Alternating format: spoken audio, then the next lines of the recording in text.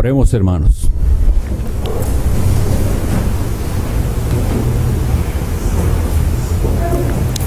Dios Todopoderoso y Eterno,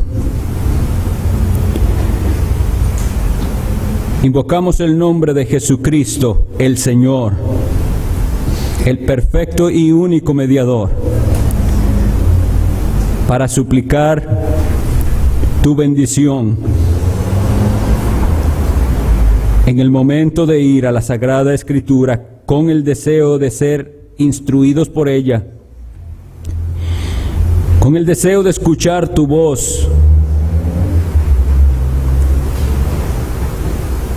y entendemos que solo si tu Espíritu Santo actúa en nuestras mentes y en nuestros corazones, podremos ver con claridad tu voluntad, podremos entender el camino por donde tú nos mandas andar. Míranos, Señor, necesitados de ti. Tú conoces lo que hay en nuestras almas, nuestras angustias, tú las conoces, nuestras debilidades, y tú conoces nuestras deficiencias. Es tu santa palabra la que será expuesta. Líbrame, Señor, del error, y apiádate de mí, que quiero servirte, instruyendo a mis hermanos y a todos los presentes para que puedan ser iluminados por tu palabra, que es una lámpara a nuestros pies y una lumbrera a nuestro camino. Actúa, Señor, para que nuestros corazones estén dispuestos. Danos la humildad que necesitamos al acercarnos a la Biblia, y que entendiendo tu voluntad tengamos la disposición de obedecerla. Glorifica el nombre de tu Hijo, nuestro Señor y Salvador Jesucristo. Amén. Amén. Pueden sentarse.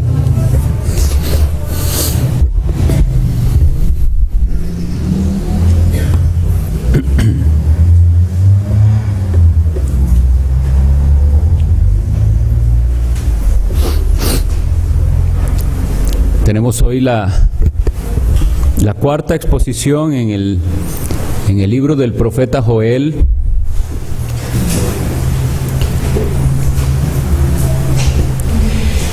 Y vamos a leer entonces en Joel 1.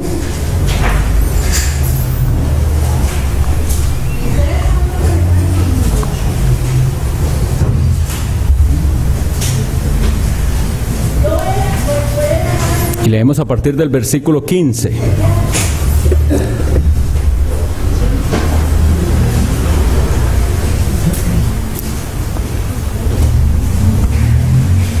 Joel 1, y leemos a partir del versículo 15.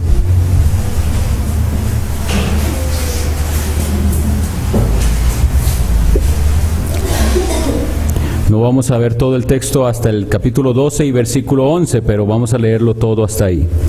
Ay del día, porque cercano está el día de Jehová, y vendrá como destrucción por el Todopoderoso. ¿No fue arrebatado el alimento de delante de nuestros ojos, la alegría y el placer de la casa de nuestro Dios? El grano se pudrió debajo de los terrones, los graneros fueron asolados, los alfolíes destruidos, porque se secó el trigo. Cómo gimieron las bestias, cuán turbados anduvieron los hatos de los bueyes, porque no tuvieron pastos. También fueron asolados los rebaños de las ovejas.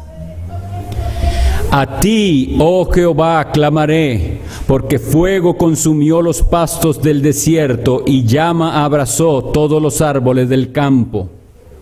Las bestias del campo bramarán también a ti, porque se secaron los arroyos de las aguas y fuego consumió las praderas del desierto. Tocad trompeta en Sión y dad alarma en mi santo monte. Tiemblen todos los moradores de la tierra, porque viene el día de Jehová, porque está cercano. día de tinieblas y de oscuridad, día de nube y de sombra. Como sobre los montes se extiende el alba, así vendrá un pueblo grande y fuerte. Semejante a él no lo hubo jamás, ni después de él lo habrá en años de muchas generaciones.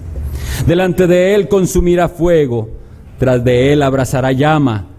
Como el huerto del Edén será la tierra delante de él, y detrás de él como desierto asolado, ni tampoco habrá quien de él escape. Su aspecto como aspecto de caballos, y como gente de a caballo correrán. Como estruendo de carros saltarán sobre las cumbres de los montes, como sonido de llama de fuego que consume hojarascas, como pueblo fuerte dispuesto para la batalla. Delante de él temerán los pueblos, se pondrán pálidos todos los semblantes. Como valientes correrán, como hombres de guerra subirán el muro. Cada cual marchará por su camino y no torcerá su rumbo.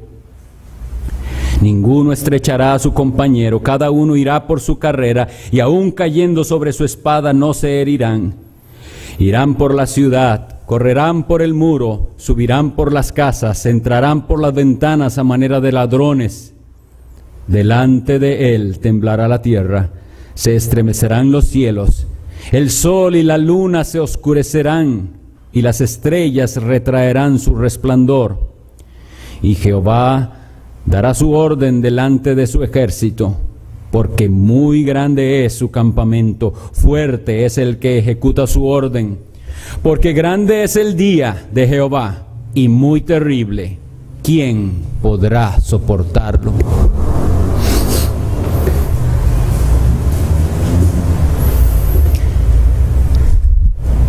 Les había dicho, mis hermanos, que los temas recurrentes en el libro del profeta Joel son el día de Jehová como día de juicio y el llamado al arrepentimiento. En cada exposición vamos a tener que ir a estos temas, ampliándolos un poco más, viendo algún otro aspecto que no hemos revisado en la vez anterior, pero los temas son el mismo. Lo primero que quisiera que notemos en los versículos del 16 al 20 del capítulo 1 es lo que está haciendo el profeta al hablar al pueblo de Judá, al recordarles que estas tragedias que han ocurrido en su tierra, estas plagas terribles, no son una casualidad.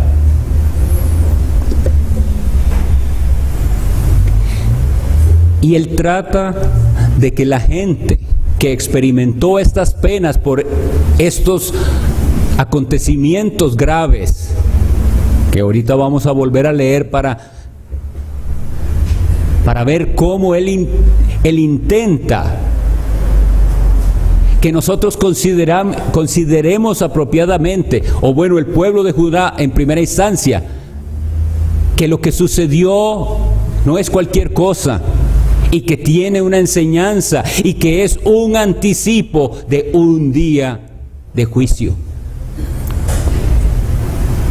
Y él vuelve a decirles: ¿no fue arrebatado el alimento de delante de nuestros ojos, la alegría y el placer de la casa de nuestro Dios? ¿Recuerdan lo que habíamos considerado en la vez anterior? El pueblo tenía que acercarse a Dios, pero nunca con las manos vacías, había dicho Dios, siempre con ofrendas.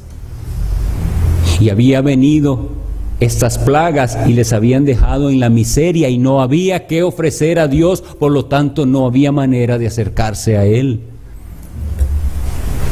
El grano se pudrió debajo de los terrones, los graneros fueron asolados, los alfolíes destruidos.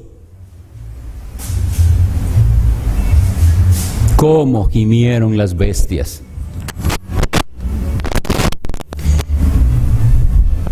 El profeta está tratando de hacer que la gente considere el dolor a su alrededor, que no sea indiferente a lo que recién sucedió, Los animales están clamando por falta de alimento. Las bestias del campo, dice, bramarán también a ti porque se secaron los arroyos. Y Él está haciéndoles considerar, ¿esto les parece que no es nada? ¿Que es una casualidad? ¿No tiene una razón de ser? Por eso, como primera reflexión en este texto, tenemos que preguntarnos si cuando estamos atravesando sufrimiento o cuando hay sufrimiento a nuestro alrededor, consideramos las posibles razones o procuramos no pensar en eso. Como les decía, los juicios temporales son un recordatorio de que viene el juicio. Vino este juicio temporal, lo devastó, las cosechas se perdieron, todo esto sucedió. ¿Y qué vamos a hacer? ¿Vamos a olvidar que eso sucedió? ¿No vamos a sacar ninguna enseñanza de eso? ¿Quiere decirles el profeta? Y esa es la pregunta para usted y para mí. Cuando enfrentas tribulación, ¿consideras el juicio de Dios? Cuando hay sufrimiento, sea en nuestra vida o alrededor, tenemos al menos tres posibles causas. Una es el pecado personal, la cual siempre rehuimos a considerar que lo que esté sucediendo adverso tenga que ver con algo que yo estoy haciendo mal o que hice mal, y que este sufrimiento y esta pena que estoy pasando es producto de mi desobediencia, de mi rebeldía ante Dios y su ley. Esa es una posibilidad.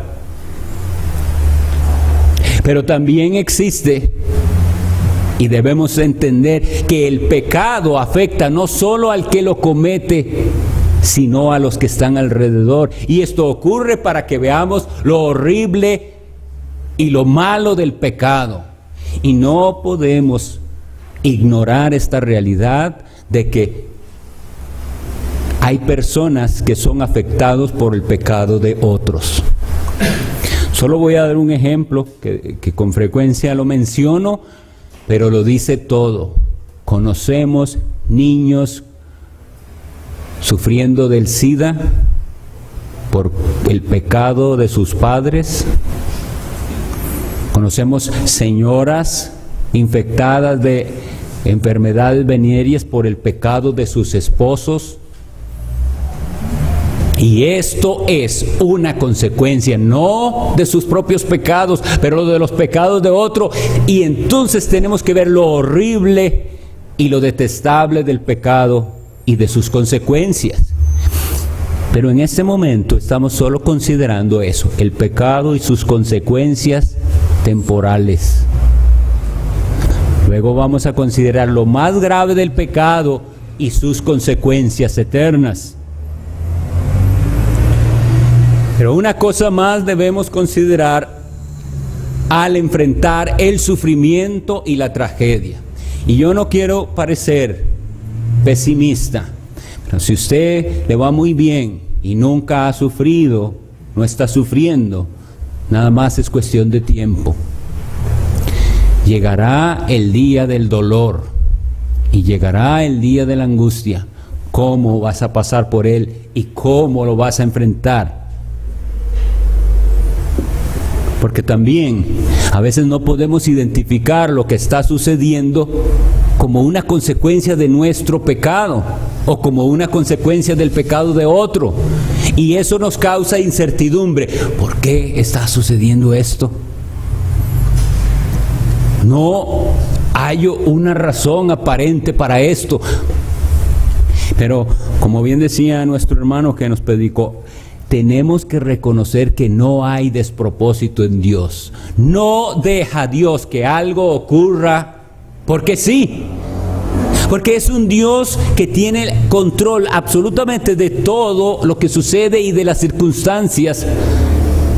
para cumplir un propósito que puede que usted y yo no entendamos, pero que cumple su propósito. Y muchísimas veces es enseñarnos, corregirnos. Dios disciplina. Pero si lo que pasa a nuestro alrededor, si el sufrimiento no nos hace reflexionar, entonces actuamos como este pueblo rebelde de Judá, al cual vino una plaga tras otra plaga, tras otra plaga, 4, y parece que ignoraban lo que estaba sucediendo y lo daban como una casualidad. Y esta pregunta queda en nuestras mentes. Cuando estamos enfrentando tribulación, ¿consideramos el juicio de Dios? Porque esa tribulación es temporal, pero nos anuncia un día final de juicio. Y a eso vamos en el versículo 15, leyendo donde dice: ay del día. Ay del día.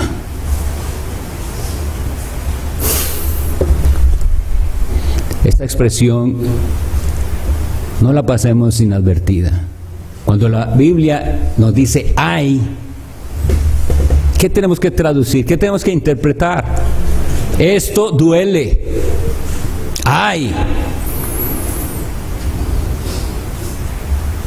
Viene un día de lamento.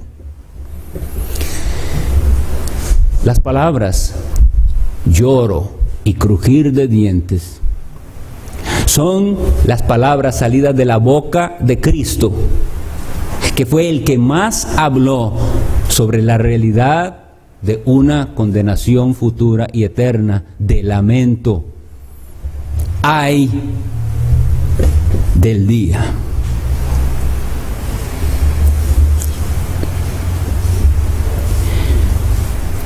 El versículo 15 dice que vendrá como destrucción por el Todopoderoso. La palabra destrucción y la palabra todopoderoso están relacionadas en el idioma original, que fue escrito en hebreo.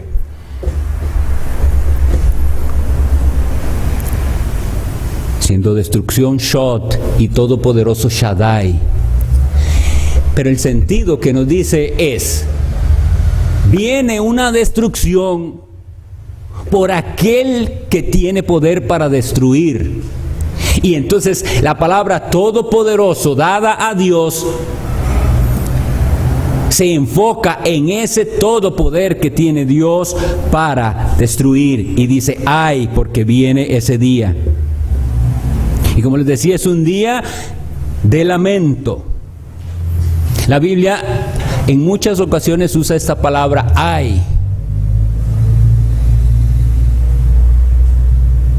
Y hay una ocasión en que Cristo lo dice con respecto a ciudades impenitentes: ay de ti.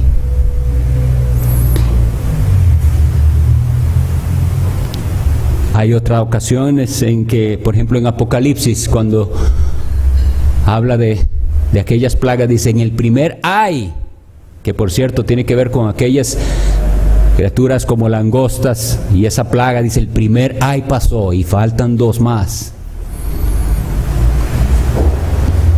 Hermanos y amigos, la gente, incluso llamados cristianos, quisieran suprimir versículos así de la Biblia. Nosotros vamos estudiando la Biblia en orden y procuramos enseñar lo que viene en la Escritura. La Biblia es la que nos manda ella misma a enseñar todo el consejo de Dios, y hoy tenemos que hablar de un día del cual se dice ay, porque vendrá día de lamento. Y no podemos, como les digo, simplemente ignorar estos versículos ni sacarlos de las Escrituras. Los sufrimientos de esta vida presente, entendamos que son solo un anticipo y un anuncio de un sufrimiento que vendrá.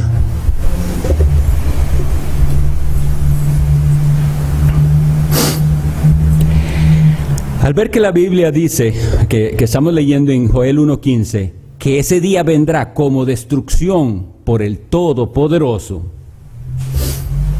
se hace necesario que entendamos el significado bíblico de destrucción. Hay destrucción física y temporal, pero falta una destrucción final también. El primer ejemplo que quiero recordarles, no vamos a ir a él todavía, pero está descrito en Génesis 19:25.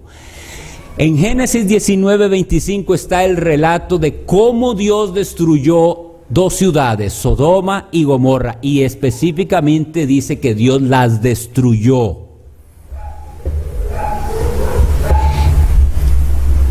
Sin embargo,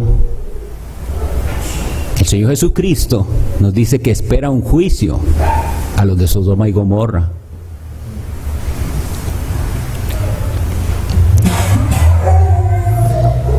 La Biblia nos habla en el término destrucción en dos sentidos.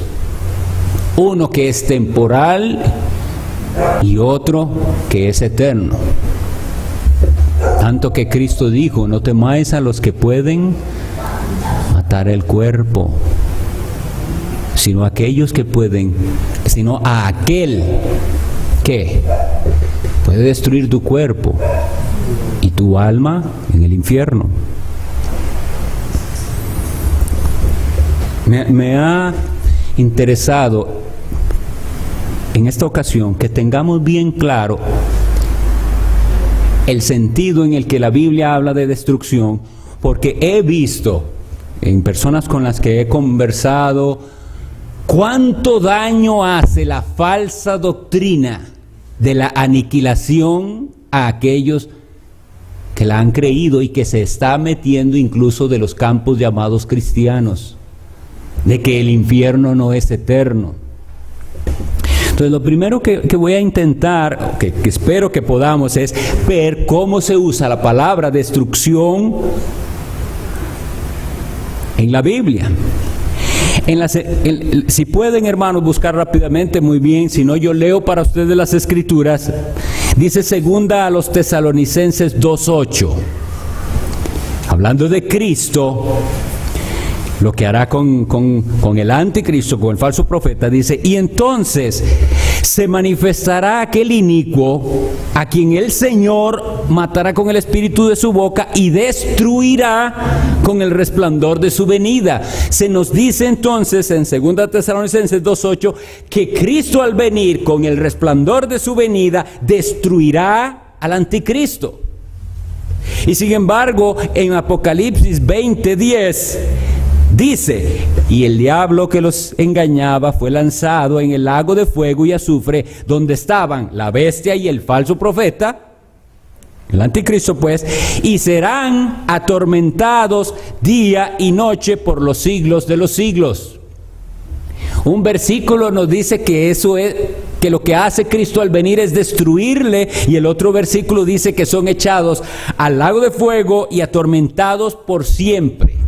Eso es un equivalente, de manera que la destrucción equivale a un tormento eterno.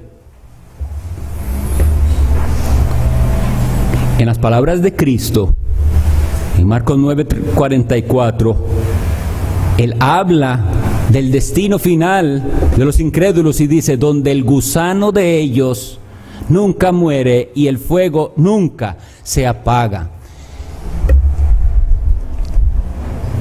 Por más metafórico que sea este lenguaje, ¿qué significa que el gusano no muere? ¿Qué se supone que está haciendo el gusano? No es comiendo, no es carcomiendo. Y si él no muere, sigue comiendo porque siempre hay que comer. Y si ese fuego no se apaga, es porque siempre hay combustible para el fuego. Eso es lo que significa el versículo. No creamos y no dejemos que la falsa doctrina y la mentira que Satanás ha metido en sectas también entre dentro de los campos llamados cristianos. Porque ¿a qué les lleva? A aquellos que piensan que Dios aniquilará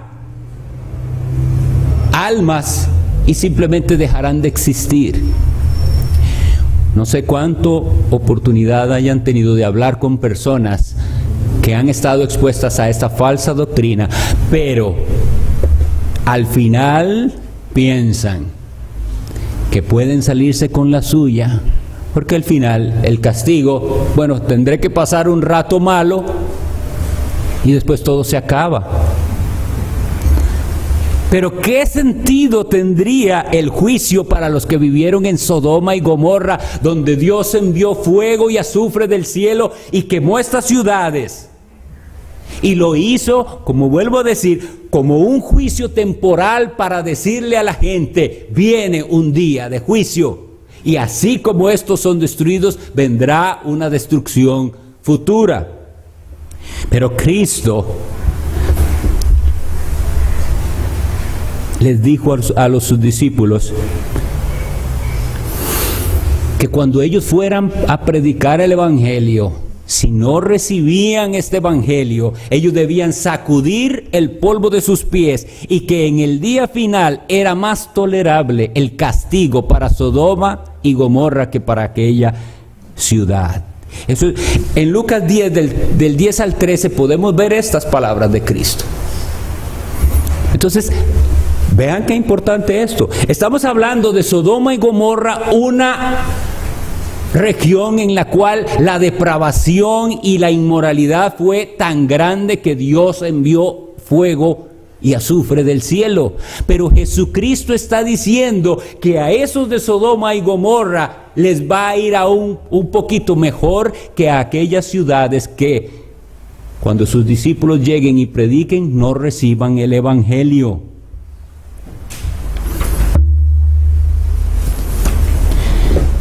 Que quede claro para nosotros que el espanto del día del juicio se multiplica. ¿Quién sabe cuántas veces? Es muchísimo más y más grande para aquellos que han sido expuestos a la verdad. Y eso es lo que tiene que darnos temor.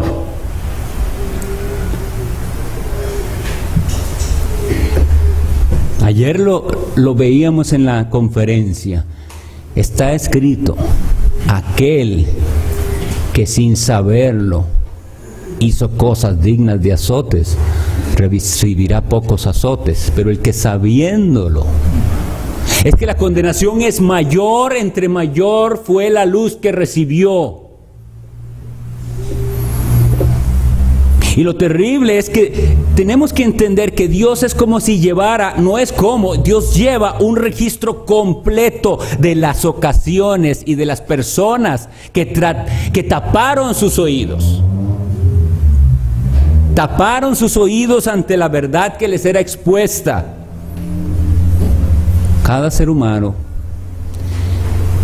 quiere fabricar su propia religión.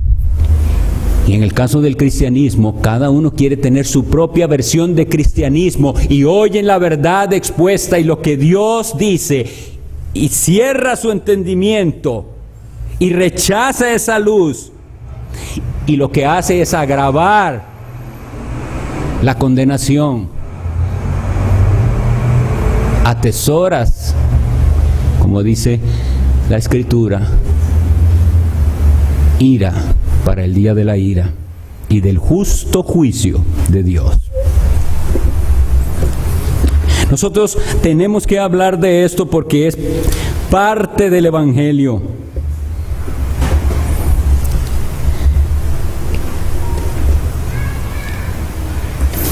Dice Romanos 2:16, cuando está el apóstol Pablo exponiendo el Evangelio, y expone al respecto del juicio, en el día en el que Dios juzgará por Jesucristo los secretos de los hombres conforme a mi Evangelio. Y aquí hay unos elementos importantísimos. Es el Hijo el que juzga. El Padre, dice la Escritura, a nadie juzga, sino que todo el juicio dio al Hijo. Y Jesucristo juzgará los secretos de los hombres. Y eso es parte, dice el apóstol Pablo, del Evangelio. De manera que no podemos suprimir esto. No podemos suprimir la doctrina de que hay un día de juicio y de castigo.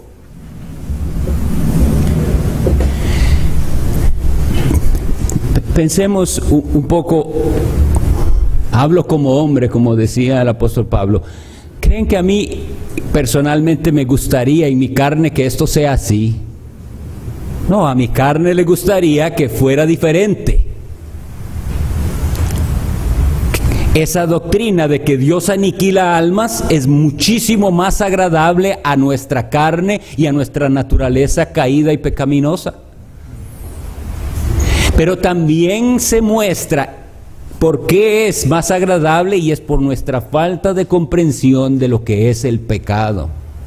Si nosotros profundizamos en la Escritura para ser instruidos en lo que el pecado es y en la afrenta hecha a Dios, entonces entendemos cada vez más cómo es de necesario que el infierno sea eterno.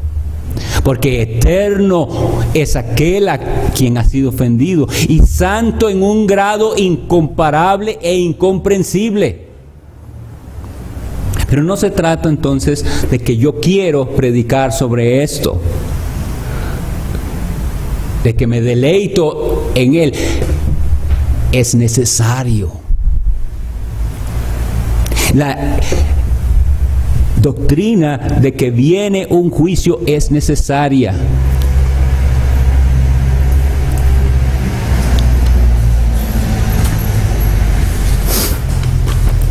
Al hablar del día de Jehová, creo que si vamos a la Escritura, ella nos va a dar, lo que hice fue sacar todos los versículos en los cuales la Biblia nos habla del día de Jehová, y lo encontré tan instructivo que casi que solo leerlo es suficiente. No hay mucho que explicar. Y voy a leer para ustedes uno por uno de esos versículos con un breve comentario, para que nos quede claro de qué estaba hablando Joel cuando dijo: ay de ese día que cercano está y que viene. Isaías 2:12, el profeta escribió: porque día de Jehová de los ejércitos vendrá sobre todo soberbio y altivo, sobre todo enaltecido, y será abatido. La palabra abatir significa derribarlo, echarlo por tierra.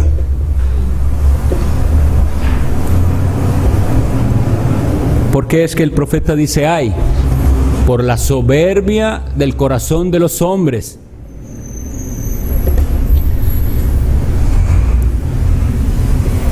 Qué triste es que se predique la palabra del Señor y la gente prefiere seguir viviendo como quiere vivir y creyendo como quiere creer, y no humillarse ante Dios. El que permanezca soberbio y altivo y enaltecido, sobre él vendrá este día para abatirlo. Isaías 13:6 dice: aullad, porque cerca está el día de Jehová, vendrá como asolamiento del Todopoderoso. Y esa palabra asolamiento corresponde con destrucción también.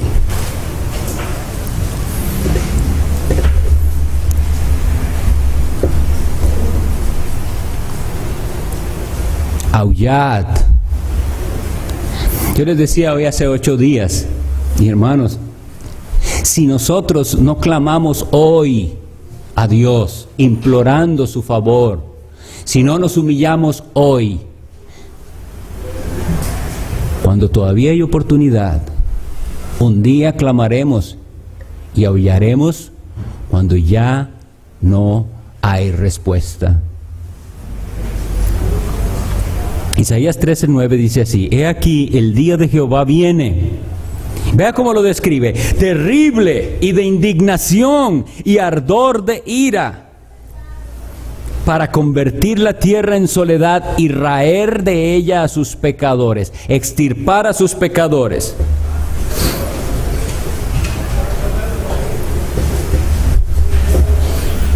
Una vez más, se le dice al pueblo que el día de Jehová es un día de ira. Y esto es algo que se quiere evitar a toda costa, hablar de la ira de Dios. Pero al hacerlo, quitamos la posibilidad de que la gente llegue a apreciar el sacrificio de Cristo y cómo Él llevó y tomó esa copa de la ira. Si no hay ira de Dios, si no hay un Dios airado,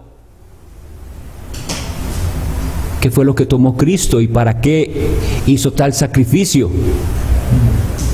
Y al no apreciar entonces lo que Cristo hizo, se llenan las iglesias de personas que ellos piensan que son cristianos, pero con la mentalidad de que ellos son los que parece que están haciéndole un favor a Dios y a la iglesia al venir a ella.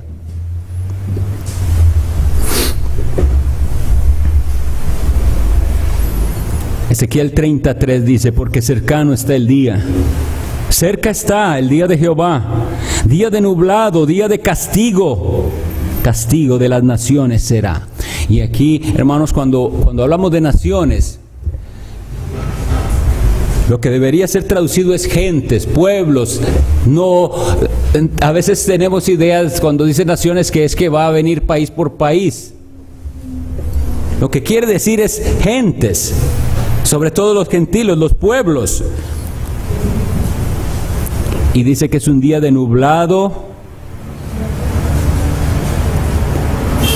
y de castigo.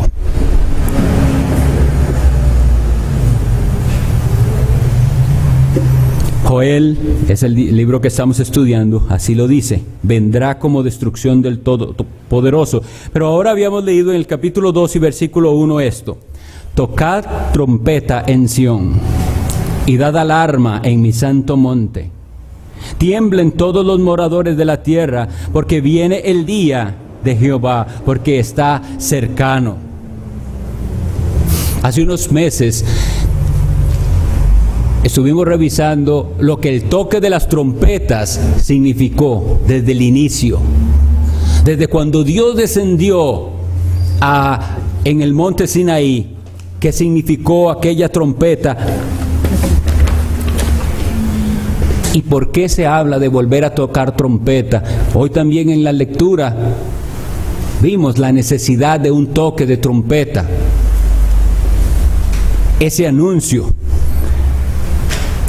Solo quiero leer brevemente lo que dice Éxodo de ese momento en el que Dios vino a dar su ley. Dice: aconteció que al tercer día, cuando vino la mañana, vinieron truenos y relámpagos y espesa nube sobre el monte y sonido de bocina muy fuerte. Y esa palabra bocina es trompeta. Sonido de trompeta entonces muy fuertes, y se estremeció todo el pueblo que estaba en el campamento, y Moisés sacó del campamento al pueblo para recibir a Dios, y se detuvieron al pie del monte. Todo el monte Sinaí humeaba, porque Jehová había descendido sobre él en fuego, y el humo subía como el humo de un horno, y todo el monte se estremecía en gran manera. El sonido de la bocina, trompeta, iba aumentando en extremo. Moisés hablaba y Dios le respondía con voz tronante. En aquella oportunidad vimos todos los demás referencias en que la Biblia nos hablaba de las trompetas, pero la especial es: la trompeta anuncia la presencia misma de Dios. Y cuando aquí se le dice al pueblo: tocad trompeta en Sión y dad una alarma, entienda que Dios viene. Esto es un anuncio de que Él vendrá. Las cosas no van a seguir como siempre han estado. Él vendrá.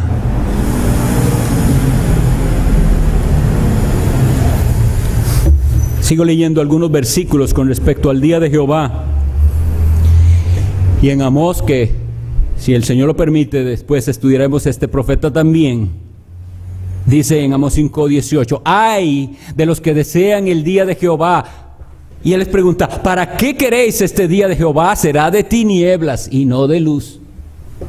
Y aunque, como les digo, después estudiaremos este libro, si el Señor lo permite, en el contexto en el que está escrito, vemos a Dios decirle a un pueblo que supuestamente le adoraba, y le dice, quita de mí la multitud de tus cantares. No me complaceré en las salmodias de tus instrumentos. Dios le dice a esa gente que se engañaba a sí mismo pensando que ellos eran adoradores de Dios, les dice, quite todo eso de mí porque yo no recibo de ustedes nada de eso. Y más bien dice, y eso es lo triste porque puede, y de hecho sucede dentro del cristianismo nominal, gente mucha que habla de la venida del Señor. Y pueden hablar de la venida de Cristo y repetidamente estar hasta interesados en hacer estudios sobre la venida de Cristo. Así empezó el adventismo. Todo el adventismo, que era todo un movimiento, no solo los adventistas del séptimo día, sino de donde también después salieron los testigos de Jehová y otras sectas siempre muy interesadas en la escatología y en lo que pasa en el final y que qué significa este cuerno y el otro.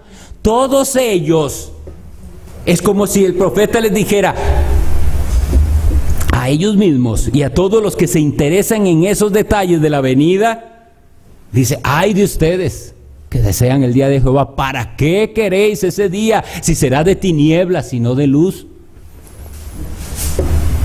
Muchísimas de las personas que hablan de la segunda venida de Cristo y quieren saber de la segunda venida de Cristo, tendrán en ese día no luz, sino tinieblas. Sigue diciendo Amós 5:20, ¿no será el día de Jehová tinieblas y no luz, oscuridad que no tiene resplandor?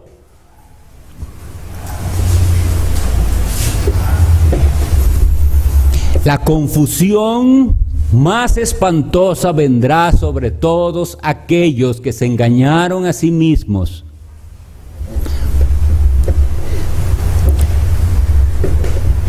Porque como les decía, Dios tiene un registro de todo.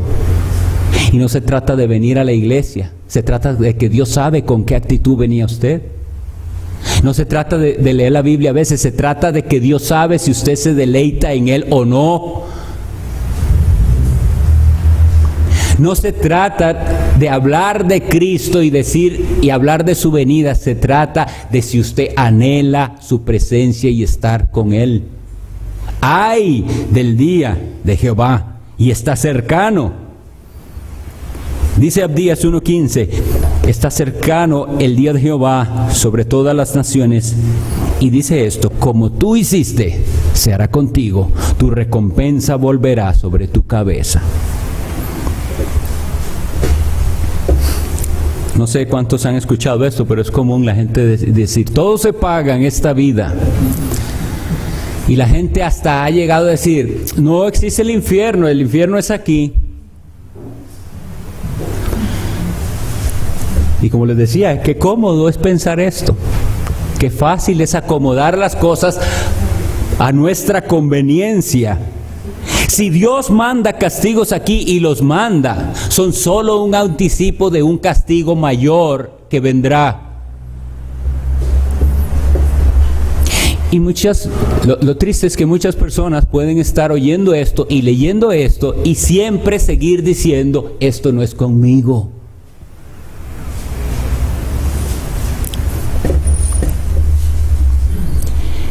Sofonías 1:7 dice, calla en la presencia de Jehová el Señor, porque el día de Jehová está cercano, porque Jehová ha preparado sacrificio y ha dispuesto sus convidados.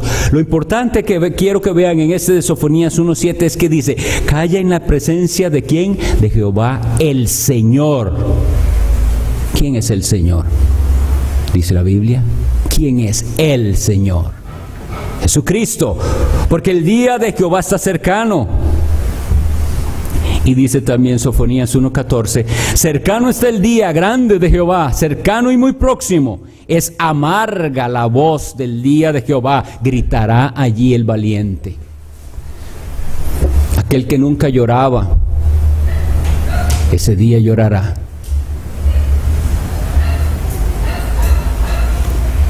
Gritará allí el valiente.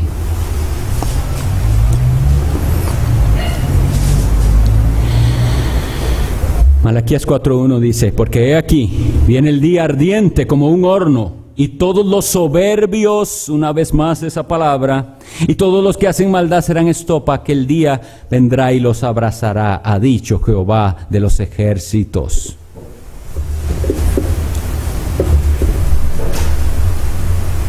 Cada uno de nosotros, al leer esto, no tiene que pensar en otros, no tiene que pensar en quién es aquel que yo conozco que es un soberbio. Lo que tiene que hacer es decir, Señor, perdona mi soberbia. Porque si no hay arrepentimiento del pecado, entonces ese día vendrá para nosotros como un horno ardiente. Y siguiendo en el Nuevo Testamento, hay unas citas que quiero repasar con ustedes al respecto de este día, que es un día particular que se llamaba el día de Jehová y que en el Nuevo Testamento tiene varios nombres: el día de Jesucristo, el día de Cristo, el día del Señor. Filipenses lo usa 3 veces y en el capítulo 1 versículo 6 le llama así: el día de Jesucristo. Es el día de Él es juez. Filipenses 1:10 le llama el día de Cristo. Filipenses 2:16 le llama una vez más el día de Cristo. No son 2 días diferentes, es el día de Jehová. Primera a los Corintios 5:5, que en aquel contexto de la expulsión y de la esperanza de salvación de uno que había caído, dice que su espíritu sea salvo en el día del Señor Jesús. Y la segunda epístola a los Corintios 1:14 le llama también así: para el día del Señor Jesús habéis entendido que somos vuestra gloria, como también vosotros la nuestra, para el día del Señor Jesús. Primera a los Tesalonicenses 5:2 nos dice: porque vosotros sabéis perfectamente que el día del Señor vendrá como ladrón en la noche. El día del Señor. Y tenemos una cita que, para cerrar y ver de qué estamos hablando, es una descripción muy clara del apóstol Pedro en su segunda epístola, capítulo 3, versículo 10, dice: atentos mis hermanos, pero el día del Señor vendrá como ladrón en la noche, en el cual los cielos pasarán con grande estruendo, y los elementos ardiendo serán deshechos, y la tierra y las obras que en ella hay serán quemadas.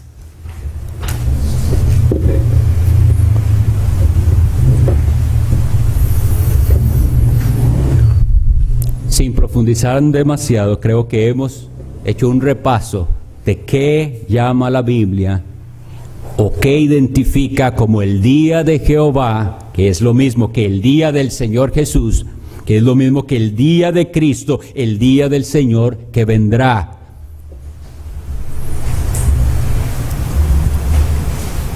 Entonces volvemos a nuestro texto.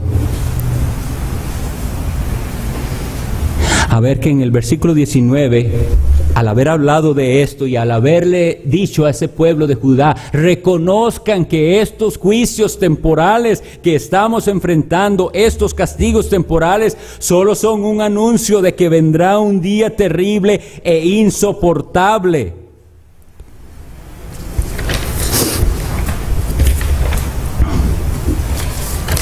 Tanto que un profeta decía, ¿quién podrá soportarlo? Y en el versículo 19 dice, a ti, oh Jehová, clamaré. Esta, hermanos y amigos, esta es la única reacción sensata ante el tema del día de Jehová. A ti, oh Jehová, clamaré. Y la pregunta es, ¿estás clamando? ¿O estás siendo indiferente ante todas estas tragedias que nos rodean y que nos seguirán rodeando y que serán aún peores? Dice Apocalipsis 19, ustedes deben haberlo leído, que cuando venga aquellos tiempos terribles, Él describe, y no se arrepintieron de sus pecados, ni de sus idolatrías, ni de sus fornicaciones, ni de sus hechicerías. No se arrepintieron, aún estando en el mismo juicio.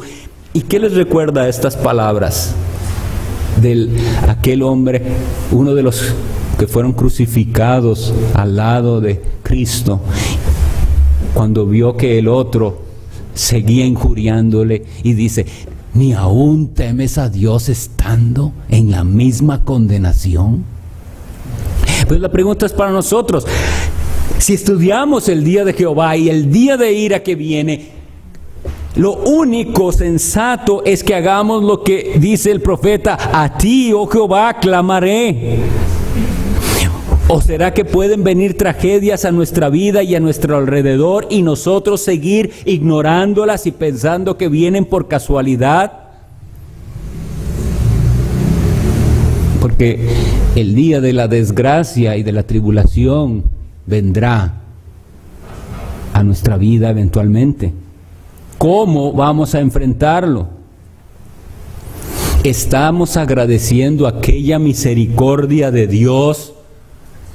Como habló Pablo en Romanos 2:4, dice, o menosprecias las riquezas de su benignidad, paciencia y longanimidad, es decir, eso que el Señor se espera y se espera y se espera, ignorando que su benignidad te guía al arrepentimiento.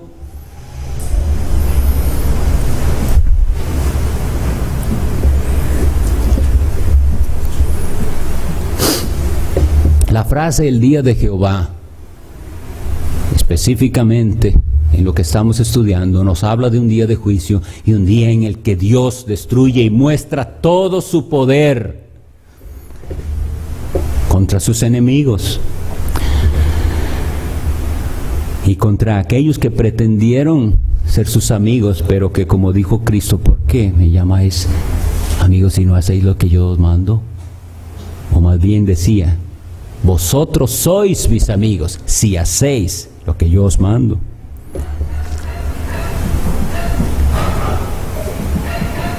Sin embargo, hay otra forma de ver un día que también pudiéramos llamarle el día de Jehová. No un día de juicio, sino un día especial en el que Dios actúa a nuestro favor.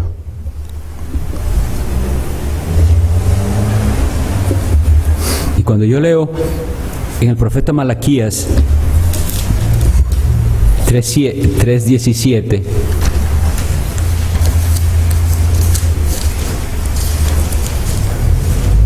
estas palabras, y dice Dios, y serán para mí especial tesoro, ha dicho Jehová de los ejércitos, en el día en que yo actúe y los perdonaré.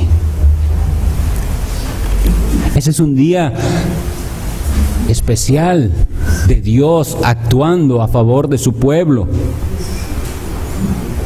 En el día en que yo actúe, esa frase es preciosa, es un día en el que Él tiene misericordia y perdona. Y en el mismo Malaquías, pero en 4:3 dice, hollaréis a los malos, los cuales serán ceniza bajo las plantas de vuestros pies, en el día en que yo actúe, ha dicho Jehová de los ejércitos. Ese día espantoso, terrible, será también un día de gran gloria.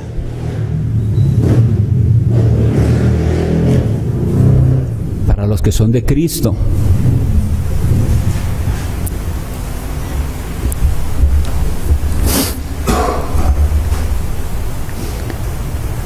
No puedo ver los corazones de ustedes y ustedes no pueden ver el mío. Dios ve. Pero al ser enfrentados con su santa palabra, no seamos indiferentes, porque alguna de las dos cosas ocurrirá con nosotros.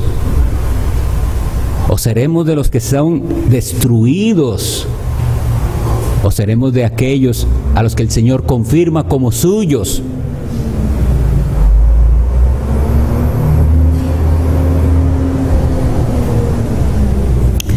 El Evangelio es una noticia preciosa y buena si entendemos que la obra de Cristo, su sacrificio, fue aceptado por el Padre para que los que creemos en Él no enfrentemos este día final como un día de espanto y de tinieblas y de nublado y de confusión y de vergüenza, sino como el día de nuestra redención final. Y hablando de días también, hay otra frase que vino a mi mente, linda, que está en el Salmo 110:3, y él dice: tu pueblo se te ofrecerá voluntariamente en el día de tu poder, en la hermosura de la santidad. Nuestra oración debe ser que Dios nos conceda ver días como este, en el día de su poder, en el que su pueblo se ofrezca voluntariamente y en la hermosura de la santidad. Aquellos que voluntariamente, y entendemos que por obra del Espíritu Santo, pero que se ofrecen al Señor y en la hermosura de la santidad, quieren vivir y andar y servir a Cristo, veremos el día final con ojos diferentes.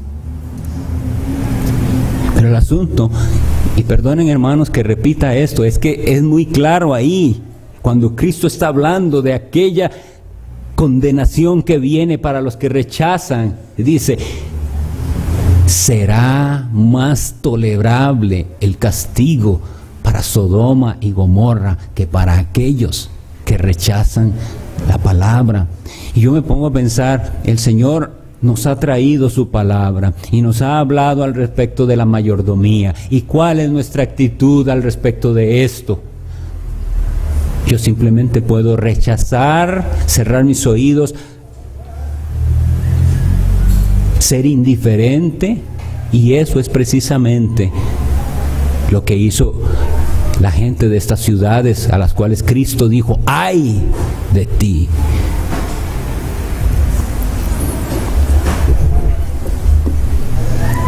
Dos cosas tienen que quedarnos claras. Es un día de lamento y por eso dice ¡ay! Pero no ha llegado aún.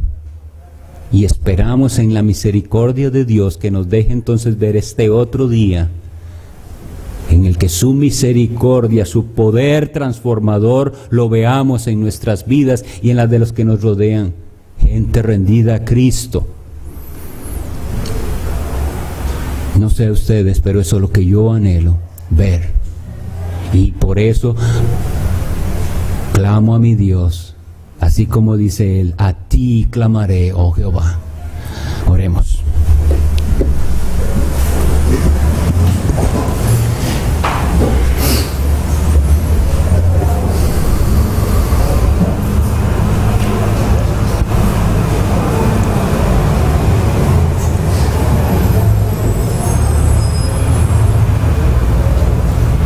Dios Todopoderoso,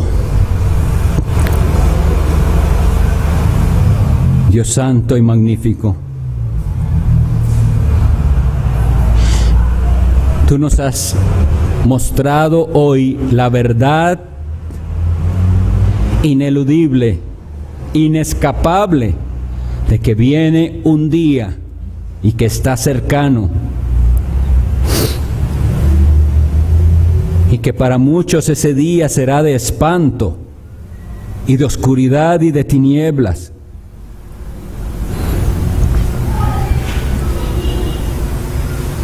Y al considerar esto, clamamos a ti como único refugio, porque en aquel día final no hemos de confiar en absoluto en algo que hicimos, sino en nuestro Redentor Jesucristo. Y en Él es mi ruego que hoy nos amparemos y estemos refugiados. Usa, Señor, te ruego, esa débil exposición para alertar a muchos con respecto a este día futuro. Y haznos regocijarnos y ser agradecidos con tu gran misericordia, con tu benignidad, con tu paciencia, y que no ignoremos que esta paciencia y benignidad es la que nos guía al arrepentimiento. Pido por mi alma y por el alma de cada uno de los que están aquí, para que podamos ver con claridad tu gracia y abrazarnos a nuestro Redentor Jesucristo y esperar en Él.